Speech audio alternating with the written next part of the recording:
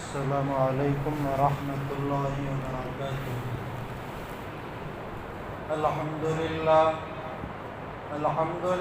الواحد المتوحد بالوحدانیت هو اللہ،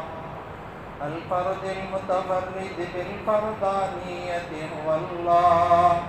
العزیز المتعزز بالعزت هو اللہ، القدیر المقتدر بالقدرت هو اللہ، قبل كل شيء هو اللہ، بعد كل شيء هو اللہ، الأول هو اللہ، والآخر هو اللہ، الظاہر هو اللہ، والباطن هو اللہ، أول الأولين هو اللہ، آخر الآخرين هو الله، أما بعد فأعوذ بالله من الشيطان الرجيم، بسم الله الرحمن الرحيم، وما أرسلناك إلا رحمة للعالمين، وقال تعالى في مقام آخر، ما كان محمد أبا أحد من رجالكم ولكن رسول الله وخاتم النبيين، وقال تعالى في مقام آخر، وإنك لعلى خلق عظيم،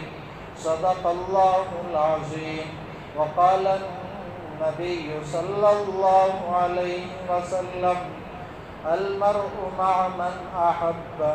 وقال النبي صلى الله عليه وسلم المسلم أخو المسلم، وقال عليه السلام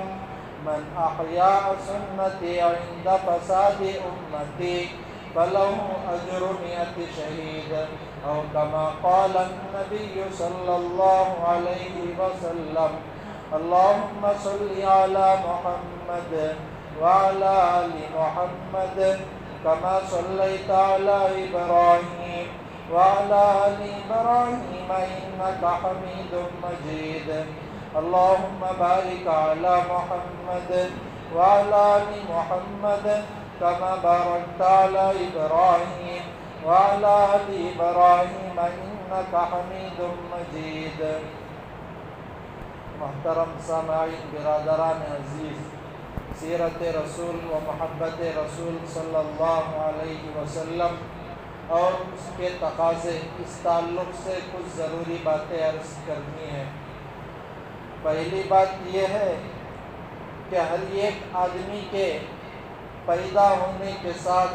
4 چیزیں جڑی ہوتی ہیں۔ پہلا وقت ہے، دوسرا دن، تیسرا مہینہ اور چوتھا سال، کہ یہ کس وقت میں پیدا ہوا اور کس مہینے میں پیدا ہوا اور کس دن میں پیدا ہوا اور کس سال میں پیدا ہوا۔ دیکھیں، ہمارے نبی صلی اللہ علیہ وسلم جو پیدا ہوئے، پیدا ہونے کا وقت صبح صادق کا وقت تھا۔ یہ ایسا وقت ہے، یہ مبارک وقت میں رات کی اندھیری ختم ہو کر دن کی روشنی شروع ہوتی ہے۔ فجر عبادت کا وقت ہے، ظہر عبادت کا وقت ہے، عصر عبادت کا وقت ہے، مغرب عبادت کا، عشاء بھی عبادت کا وقت ہے، مگر صبح صادق یہ نبی کی ولادت کا وقت ہے۔ اور اس وقت میں علماء نے یہ بات لکھی ہے، جو دعا بھی مانگی جاتی ہے اللہ تبارک و تعالیٰ اس دعا کو شرف قبولیت عطا فرماتے ہیں۔ اور دوسری بات، آپ صلی اللہ علیہ وسلم پیدا ہونے کا دن پیر کا دن ہے۔ اس بارے میں کوئی اختلاف نہیں کہ نبی صلی اللہ علیہ وسلم کون سے دن پیدا ہوئے۔ بات طے شدہ ہے کہ آپ صلی اللہ علیہ وسلم پیر کے دن پیدا ہوئے۔ اسی دن آپ صلی اللہ علیہ وسلم کو نبوت ملی۔ اسی دن آپ صلی اللہ علیہ وسلم نے حجر اسود پتھر کو اپنی جگہ پر رکھا۔ اسی دن آپ صلی اللہ علیہ وسلم یعنی پیر کے دن ہی آپ صلی اللہ علیہ وسلم مکۃ المکرمہ سے مدینے کی طرف ہجرت غار سور سے اسی دن شروع کیے اور پیر کے دن ہی آپ صلی اللہ علیہ وسلم مدینۃ المنورہ پہنچے، اور مہینہ جو ہے وہ ربیع الاول کا مہینہ ہے آپ صلی اللہ علیہ وسلم کی ولادت کے مہینوں کے تعلق سے۔ آپ صلی اللہ علیہ وسلم کی ولادت کے تعلق سے علماء نے یہ بات بھی لکھی ہے کہ رمضان کو شرف حاصل ہے قرآن کے آنے کی وجہ سے، اور ربیع الاول کو جو شرف حاصل ہے وہ آپ صلی اللہ علیہ وسلم کی ولادت کی وجہ سے ہے۔ جو چیز بھی آپ صلی اللہ علیہ وسلم کے ساتھ جڑ جائے اس چیز کا مقام اللہ کے یہاں زیادہ ہو جاتا ہے۔ اگر کوئی آدمی آپ صلی اللہ علیہ وسلم کی سنتوں سے اپنے آپ کو جوڑ لے تو اللہ تبارک و تعالیٰ کے یہاں اس کا مقام خود بخود بڑھتا چلا جاتا ہے۔ کسی ایک شیعہ عالم نے ایک سنی عالم سے یہ سوال کیا تھا کہ عائشہ کا مقام زیادہ افضل ہے یا فاطمہ کا مقام زیادہ افضل ہے؟ اللہ نے اس وقت سنی عالم کے دل میں یہ بات ڈالی کہ اگر بیوی کی حیثیت سے دیکھیں تو امی عائشہ کا مقام افضل ہے، اس لیے کہ وہ بیوی ہیں تو وہ اللہ کے نبی محمد الرسول اللہ صلی اللہ علیہ وسلم کی ہیں، اور شوہر آپ صلی اللہ علیہ وسلم ہیں۔ اگر بیٹی کی حیثیت سے دیکھیں تو فاطمہ کا مقام زیادہ ہے، اس لیے کہ وہ آپ صلی اللہ علیہ وسلم کی بیٹی ہیں، اور بیوی ہیں تو حضرت علی رضی اللہ تعالیٰ عنہ کی ہیں۔ اگر 100 کروڑ ابو بکر بھی ملائے جائیں تو آپ صلی اللہ علیہ وسلم کے مقام کے ذرہ برابر بھی وہ نہیں پہنچ سکتے۔ اگر 100 کروڑ علی بھی ملائے جائیں تو حضرت محمد الرسول اللہ صلی اللہ علیہ وسلم کے مقام کے ذرے کو بھی نہیں پہنچ سکتے۔ اتنا بڑا مقام آپ صلی اللہ علیہ وسلم کا ہے، مگر صحابہ نے آپ صلی اللہ علیہ وسلم کے واسطے جو قربانیاں دی، جو پریشانیوں کو سنبھالا اور جن چیزوں کے واسطے اپنی جان مال لگائی، اس کی مثال آج کے دور میں ملنا مشکل ہے۔ دیکھیں ابو بکر صدیق رضی اللہ تعالیٰ عنہ اتنے بڑے صحابی ہیں جس کی کوئی حد نہیں۔ اگر امت میں سب سے بڑا مقام اللہ کی طرف سے کسی کو مل کر ہے تو وہ ابو بکر صدیق رضی اللہ تعالیٰ عنہ کو ملا ہے، اور آپ صلی اللہ علیہ وسلم کے واسطے انہوں نے جو قربانیاں دی وہ قربانیوں کو ہم تو سنتے ہیں، مگر اس دور کے اندر اتنی بڑی قربانیوں کا دینا کسی سے ہونا مشکل کا ناممکن ہے۔ اللہ کے نبی صلی اللہ علیہ وسلم جب اس دنیا سے پردہ فرمائیں تو اس وقت مسیلمہ کذاب نے یہ دعویٰ کیا کہ میں نبی ہوں۔ ختم نبوت کا جب انکار کیا، حضرت ابو بکر صدیق رضی اللہ تعالیٰ عنہ کو غصہ آیا، فوراً اعلان جنگ کیا۔ حضرت ابو بکر صدیق رضی اللہ تعالیٰ عنہ کے پاس صحابہ کی تعداد زیادہ نہیں تھی، مگر مسیلمہ کذاب کا لشکر 40,000 تک تھا۔ جنگ شروع ہوئی، حضرت ابو بکر صدیق رضی اللہ تعالیٰ عنہ کے ساتھ صحابہ تھے، 1200 صحابہ نے جام شہادت نوش کیا، مگر آپ صلی اللہ علیہ وسلم کی ختم نبوت کے واسطے ہر طرح کی قربانی دی کہ جو کچھ بھی ہو جائے ہم ختم نبوت کے واسطے قربانی دینے تیار ہیں۔ آپ صلی اللہ علیہ وسلم جتنے غزوات کیے، ان غزوات میں جتنے صحابہ شہید ہوئے، ان صحابہ کی تعداد صرف اور صرف 259 یعنی 250 پر 9 لکھی ہوئی کتابوں میں ملتی ہے، مگر ختم نبوت کا جو انکار کیا، اس کے واسطے صحابہ نے جو قربانی دی، جو جام شہادت نوش کیا، ان صحابہ کی تعداد 1200 تک ملتی ہے۔ اتنی بڑی قربانی نے اللہ کے نبی کے واسطے صحابہ نے دیا۔ دیکھیں آخر میں چل کر حضرت ابو بکر صدیق اور صحابہ کو فتح نصیب ہوئی، کامیابی نصیب ہوئی۔ صحابہ اور ابو بکر اللہ کے نبی کے واسطے اتنی زیادہ قربانیاں دیا کرتے تھے، مگر ہم اور آج اتنے بڑے واقعات سنتے ہیں، دعوے تو ہمارے پاس بہت زیادہ، مگر جب قربانی دینے کا وقت آئے تو ہم اپنی جان کی قربانی تو کیا، اپنے من کی اور اپنی بڑائی کی قربانی دینے کے واسطے بھی ہم تیار نہیں ہوتے۔ دیکھیں، اسی تعلق سے ایک واقعہ کتابوں میں ملتا ہے کہ جب مسیلمہ کذاب نے ختم نبوت کا انکار کرتے ہوئے یہ کہا کہ میں بھی نبی ہوں، تو اللہ کے نبی صلی اللہ علیہ وسلم ایک صحابی جن کا نام حبیب ابن زید انصاری تھا، ان کو اپنے پاس بلا کر فرمایا، لو یہ خط لے کر مسیلمہ کذاب کے پاس جاؤ۔ یہ صحابی مسیلمہ کذاب کے پاس اس خط کو لے کر گئے تو مسیلمہ کذاب نے کہا، کیا تم نبی ہونے کی ختم نبوت کی گواہی دیتے ہو؟ تو یہ تو صحابی تھے، فرمایا، ہاں میں ختم نبوت کی گواہی دیتا ہوں اور تیرے نبی ہونے کا انکار کرتا ہوں۔ تو اس نے پکڑ کر قید میں ڈال دیا، پھر قید سے نکال کر کچھ مرتبہ سوال و جواب ہوا۔ حضرت حبیب ابن زید نے برابر جواب دیا کہ تو نبی نہیں ہو سکتا۔ جب اس نے کہا کہ میرے نبی ہونے کا اقرار کرو، تو حضرت حبیب ابن زید نے ہر مرتبہ یہی بات کہی۔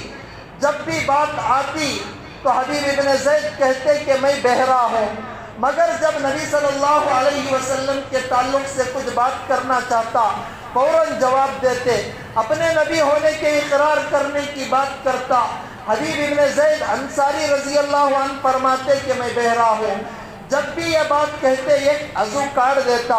کتابوں میں یہ بات لکھ کر ہے کہ بہت ساری مرتبہ یہ بحث و مباحثہ مناظرہ ہوا، ہر مرتبہ وہ عضو کاٹتا گیا، یہاں تک کہ عضو کے زیادہ کاٹنے کی وجہ سے سارے عضو کٹے اور حبیب ابن زید انصاری رضی اللہ تعالیٰ عنہ کو جام شہادت نوش ہوئی۔ اتنی بڑی قربانی دینے کے واسطے تیار، مگر ختم نبوت کا انکار کرنے کے واسطے تیار نہیں، اور بعد میں چل کر ان کو یہ شرف حاصل ہوا، شہید ختم نبوت ان کا لقب ہوا۔ یہ دیکھیں صحابہ کی قربانی تھی۔ آج بڑے دعوے تو ہم کرتے ہیں، اب ہم صحابہ کے واقعات کو سنیں، غور کریں کہ کتنی بڑی قربانی ہمارے صحابہ نے دی ہمارے نبی کے واسطے، مگر ہمارے اندر جو بات پیدا ہو چکی ہے بس وہ یہ ہے کہ ہم دعوے تو بڑے کرتے ہیں، مگر قربانی دینے کا موقع آئے تو تھوڑی قربانی دینے کے واسطے بھی ہم تیار نہیں ہوتے۔ صحابہ عشق رسول صلی اللہ علیہ وسلم کے اتنے دیوانے تھے جس کی کوئی حد نہیں تھی۔ حضرت ابن عمر رضی اللہ تعالیٰ عنہ بڑے صحابی ہیں، ایک مرتبہ مدینے سے نکلے، مکے کا سفر تھا، درمیانی راستہ تھا، حضرت ابن عمر کے ساتھ قافلہ تھا، ایک جگہ رکے، سارا قافلہ ٹھہر گیا، حضرت ابن عمر رضی اللہ تعالیٰ عنہ سواری کو روکے، سواری پر سے اتر کر ایک جگہ ایسی طریقے سے گئے کہ آدمی قضائے حاجت کے لیے جا رہا ہو، اور صحابی حضرت ابن عمر رضی اللہ تعالیٰ عنہ ایک جگہ پہنچ کر بیٹھ کر قضائے حاجت کی طرح اشارہ کیا، پھر واپس آ گئے۔ صحابہ ساتھ تھے، پوچھا کہ تم تو قضائے حاجت سے فارغ نہیں ہوئے اور قضائے حاجت بھی نہیں تھی، حاجت کی ضرورت بھی پیش نہیں آئی تھی، تم نے یہ کام سارے صحابہ سارے لوگوں کو یہاں ٹھہرا کر دیا، کیا وجہ ہے؟ حضرت ابن عمر نے جواب دیا کہ دیکھو، میں میرے نبی کے ساتھ ایک مرتبہ سفر میں تھا، نبی نے ایسا ہی کیا تھا، تو میں نبی کی سنت کو زندہ کرنے کے واسطے، نبی کی بات پر عمل کرنے کے واسطے، نبی نے جو طریقہ اختیار کیا اس طریقے کو اختیار کرنے کے واسطے، اپنانے کے واسطے میں نے یہ عمل کر دکھلا دیا، تاکہ میں نبی صلی اللہ علیہ وسلم کی اس سنت پر بھی عمل کر دوں۔ تو دیکھیں صحابہ کے دل میں نبی کی محبت کا کیا جذبہ تھا،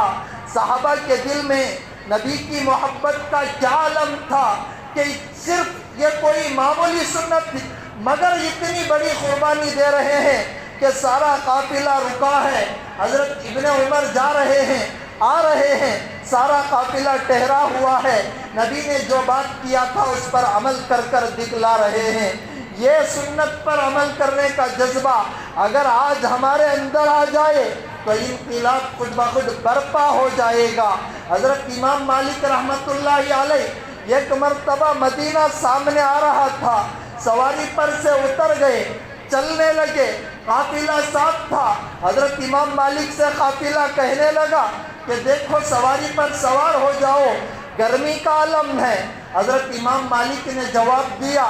کہ میں میرے نبی صلی اللہ علیہ وسلم کی اس بستی میں سوار ہو کر نہیں جا سکتا۔ لوگوں نے عرض کیا وجہ کیا ہے؟ حضرت امام مالک رحمۃ اللہ علیہ نے بڑا پیارا جواب دیتے ہوئے فرمایا کہ دیکھو اس زمین پر میرے نبی صلی اللہ علیہ وسلم کے مبارک قدم لگے ہوئے ہیں، اور میں اس زمین پر چل کر جاؤں تو گویا جہاں میرے نبی صلی اللہ علیہ وسلم کے قدم مبارک لگے ہوئے ہیں وہاں میرا قدم لگے گا، اور مجھے یہ بات گوارا نہیں کہ دیکھو میں سواری پر سوار ہوں اور میرے سواری کے پیر اس جگہ لگے جہاں میرے نبی کے قدم لگے ہوں۔ اتنی محبت، اتنی عقیدت، اتنا عشق ہمارے اولیاء کا تھا،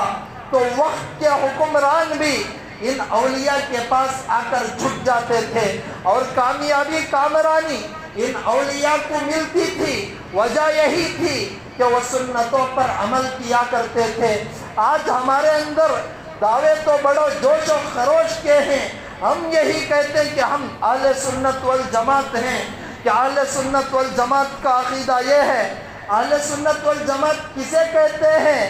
سن کر مسلمان ہونے کو، اور سب سے بڑی بات سنت پر عمل کرنے والے کو اہل سنت کہتے ہیں۔ جبکہ ہم سنتوں کا جنازہ نکال رہے ہیں، اللہ کے نبی کی محبت کے نام سے نبی کی محبت کا جنازہ نکال رہے ہیں، اور دعوے تو یہ ہے کہ ہم اہل سنت والجماعت ہیں۔ غور کرے ساتھی، ہمیں دعووں سے کام نہیں چلتا۔ آج جلوس تو بڑے اعلیٰ پیمانے پر نکالے جا رہے ہیں، اور جلوس نکال کر لوگ یہی کہہ رہے ہیں کہ ہم نبی صلی اللہ علیہ وسلم کی عقیدت میں یہ کام کر رہے ہیں، جبکہ ان جلوسوں سے کچھ ہونے والا نہیں ہے۔ اگر ہونے والا ہے، اگر انقلاب آنے والا ہے تو عمل سے انقلاب آنے والا ہے۔ اگر انقلاب آنے والا ہے سنتوں پر عمل کرنے سے انقلاب آنے والا ہے۔ اگر انقلاب آنے والا ہے تو آپ سب مل کر نبی اور صحابہ کے نقش قدم پر چلنے میں انقلاب آنے والا ہے۔ اب غور کریں ساتھی، بولتے ہیں تو برا لگتا ہے، آج امت جلوس کے پیچھے پڑھ کر، میلاد کے پیچھے پڑھ کر نہ جانے نبی کی محبت کا جنازہ نکال دیا۔ ہم تو کسی کے خلاف نہیں ہے، بلکہ جو نبی کی محبت کے دعوے کر کر نبی کی سنتوں کا جنازہ نکال رہے ہیں اس بات کا اظہار کرنا ہمارا مقصود ہے، کسی کے خلاف کہنا ہمارا مقصود نہیں ہے۔ آج دیکھیں نبی کی عقیدت کہہ کر، نبی کی محبت کہہ کر، نبی کا عشق کہہ کر، نبی کا میلاد کہہ کر، نبی کی ولادت کے نام سے نہ جانے نبی صلی اللہ علیہ وسلم کی محبت کا جنازہ ہم نے کہاں کہاں نہیں نکالا۔ اللہ کی پناہ، اللہ کی پناہ، ہم مصلحت کے آخری حد تک پہنچ کر اس بات کو کہیں کہ ہاں تم میلاد نکالو، مگر میلاد وہ نکالے جو فجر کی نماز کا پابند ہو، مگر میلاد وہ نکالے جو جس کے چہرے پر داڑھی ہو، مگر میلاد وہ نکالے جو نماز کا پابند ہو۔ آج میلاد کے نام سے راستوں کو بلاک کیا گیا، میلاد کے نام سے راستوں میں روکا گیا، جبکہ نبی کا طرز، نبی کا عمل، نبی کا قول، نبی کا فرمان، نبی کا طریقہ یہ تھا کہ نماز کے لیے بھی تم راستہ نہیں روک سکتے۔ آج نہ جانے محبت کے نام پر ہمارے مسلمانوں نے کیا کیا کر دیا، نبی کی محبت کا جنازہ نکال دیا۔ اللہ کی پناہ، اللہ کی پناہ کہ امت کدھر جا رہی ہے، اور ایک معمولی بچے کی تلوار لے کر ہلانے کو نبی کی عقیدت ہم سمجھ رہے ہیں، جبکہ سنت کا جنازہ نکالا جا رہا ہے اور جہاں جلوس ہو رہا ہے وہاں تو نماز کی پابندی نہیں، اور جن کا جلوس نکالا جا رہا ہے اس نبی کا خود فرمان ہے قرۃ عینی فی الصلاۃ، میرے آنکھوں کی ٹھنڈک جو ہے وہ نماز میں ہے، یہ نبی کا فرمان۔ اور جس جگہ میلاد، جس جگہ جلوس نکالا گیا وہاں کی بات میں کہہ رہا ہوں کہ اس دوسرے دن جب فجر کی نماز کا وقت آیا، فجر کی نماز کے وقت میں معمولی طریقے پر جو نماز پڑھنے والے ساتھی تھے وہ بھی نماز سے دور ہو گئے، وہ بھی فجر کی نماز کو چھوڑ بیٹھے، جبکہ نبی کا فرمان ہے کہ میرے دل کو سکون، میری آنکھوں کو ٹھنڈک پہنچانا ہو تو تم نماز کی پابندی کرو۔ نماز کی پابندی کے بغیر، چہروں پر داڑھی رکھے بغیر، سنتوں کو چھوڑے ہوئے جب تم نبی کی عقیدت کا، نبی کے عشق کا دعویٰ کرتے ہو تو اس دعوے سے کوئی کام چلنے والا نہیں ہے۔ دیکھیں حالات بہت خراب ہیں، اور لوگ یہ بھی کہتے ہیں، مصلحت کے درجے میں بات کر رہا ہوں، جائز ناجائز کی بات تو الگ تھی،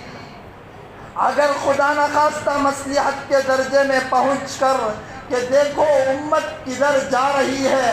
اور لوگ یہ بھی کہہ رہے ہیں کہ وہ اسٹرائک کرتے، وہ احتجاج کر کر راستے کو روکتے، ہم بھی ایسے کریں گے، وہ کرتے ہیں کرنے دو، ہمیں تو ہمارے نبی دلیل ہے، ہمارے نبی کے طریقے کو اپناؤ۔ حضرت مفتی شفیع رحمت اللہ علیہ اپنے تحریری بات میں یہ بات لکھتے ہیں کہ دیکھیں اگر مسلمان انقلاب لانا چاہیں تو اللہ کے نبی کی سنت پر عمل کرے، نبی کے پروگرام پر عمل کرے، نبی جس چیز پر عمل کرتے تھے اسے اپنا لیں، ورنہ جتنی بھی چیزیں جرائم کو روکنے کی، جتنی بھی چیزیں ظلم کو روکنے کی، جتنی بھی چیزیں اس بے شرمی کو روکنے کی ہم پیدا کر لیں، نبی کے طریقے کو چھوڑ کر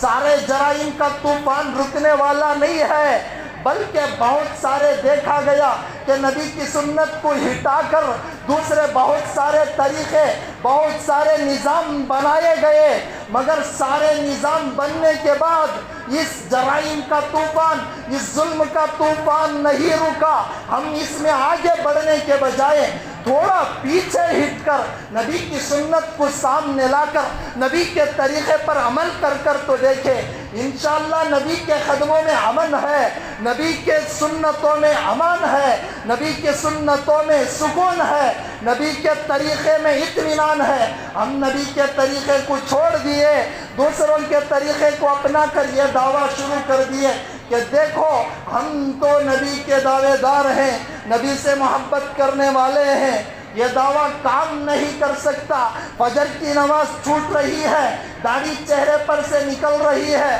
نبی کے عاشق ہونے کا دعویٰ کرتے ہو۔ حضرت عمر رضی اللہ عنہ کے بارے میں آتا ہے، ایک تابعی کے والدہ کے پاس گئے، والدہ سے کہا تمہارا بیٹا فجر کی نماز میں نظر نہیں آیا۔ تابعی کی والدہ نے کہا کہ وہ رات بھر نفلیں پڑھتا رہا، صبح میں آنکھ لگ گئی۔ حضرت عمر نے فرمایا رات بھر کی نفل سے بہتر وہ صبح کی فجر پڑھ لیتا۔ جلوس نکالنے والے، رات بھر مشاعرہ کرنے والے آ کر فجر پڑھ لیتے، یہ مشاعرے سے بہتر ہوتا۔ آگے بڑھ کر دیکھیں، صرف دعوے پر کام نہیں چلتا، میلاد پر کام نہیں چلتا، نبی کی سنتوں کو دل میں اتارنا پڑتا ہے، چہرے پر سجانا پڑتا ہے۔ قاسم نانوتوی سے سیکھیں کہ قاسم نانوتوی کتنے بڑے اللہ کے نبی کی سنت پر عمل کرنے والے تھے۔ فرنگی نے پولیس کو حکم جاری کر دیا، آزادی کا وقت قریب تھا کہ قاسم نانوتوی کو پکڑا جائے،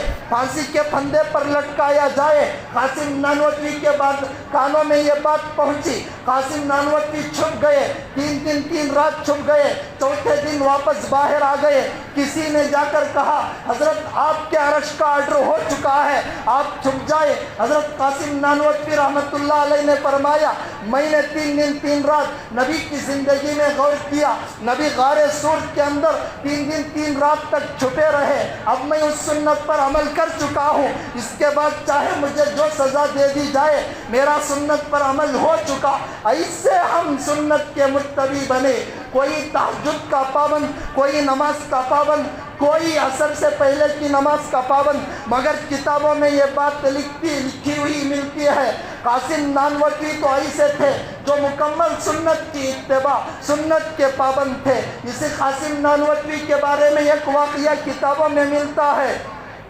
کہ ایک مرتبہ حج کے سفر پر روانہ ہوئے، حج کے سفر کے دوران مدینہ کی طرف یا مکے کی طرف جا رہے تھے، شہر امبالہ جو سعودی عرب کا ایک ضلع ہے وہاں پہنچے، وہاں ایک اللہ والے سے ملاقات ہوئی جس اللہ والے کا نام تھا راؤ عبداللہ شاہ رحمۃ اللہ علیہ۔ سلام کیا، مصافحہ کیا، مصافحہ کے بعد بات چیت ہوئی۔ حضرت قاسم نانوتوی نے فرمایا کہ دیکھو میرے واسطے دعا کر دینا۔ راؤ شاہ عبداللہ رحمۃ اللہ علیہ بڑے اللہ والے تھے، فوراً فرمایا قاسم نانوتوی تم مجھ سے دعا کی درخواست کرتے ہو، کل میں نے خواب میں دیکھا اللہ کے نبی صلی اللہ علیہ وسلم کے سامنے بیٹھ کر تم بخاری شریف پڑھ رہے تھے۔ یہ عشق تھا، یہ عاشق تھا، یہ عاشق جس کی عمر صرف 47 سال کی عمر میں 40 پر 7 سال کی عمر میں دنیا سے رخصت ہو گئے، مگر سنت پر ایسے کامل متبع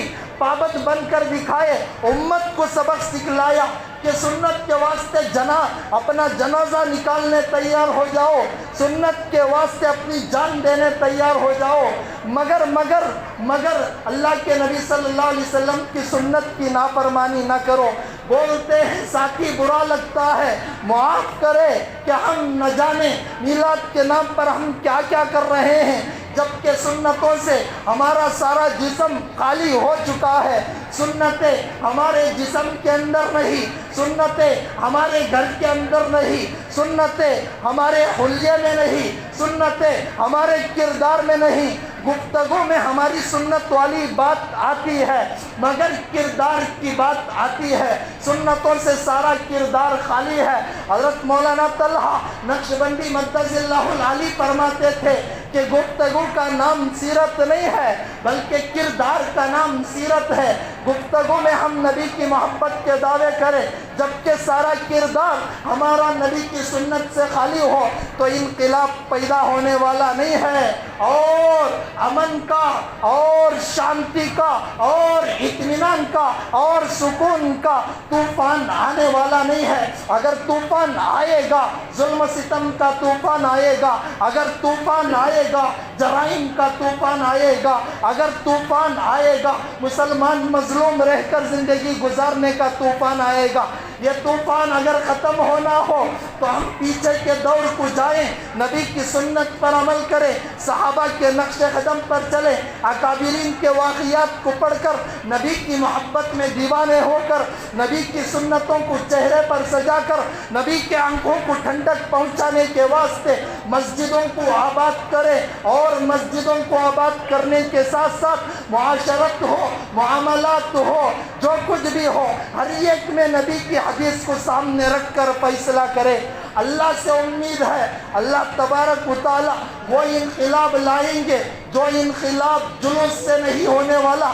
صرف عمل ہوگا اللہ اشاروں پر کام چلا کر رکھ دیں گے، صرف عمل ہوگا اللہ اشاروں پر مسلمانوں کے صرف اشارہ کرنے پر حالات کا رخ بدل کر رکھ دیں گے، مگر عمل میں متبع بن کر زندگی گزارنا ہے، عمل میں پختگی پیدا کرنا ہے، عمل میں پختگی ہوگی، سنت پر عمل ہوگا، اللہ تبارک و تعالی مسلمانوں کے قدموں میں کامیابی کامرانی کے تخت لا کر ڈال دیں گے۔ وقت کا تقاضا ہے مسلمانوں کو بدلنا ہے، وقت کا تقاضا ہے سنت پر عمل کرنا ہے، وقت کا تقاضا ہے درود کا اہتمام کرنا ہے، وقت کا تقاضا ہے مسجدوں کو آباد کرنا ہے، وقت کا تقاضا ہے مسلمانوں کو اس وقت جاگنا ہے۔ اللہ سے دعا کرے اللہ تبارک و تعالی ہم تمام کو سنتوں پر پابندی کرنے والا اور درود کا اہتمام کرنے والا بنائے، آمین۔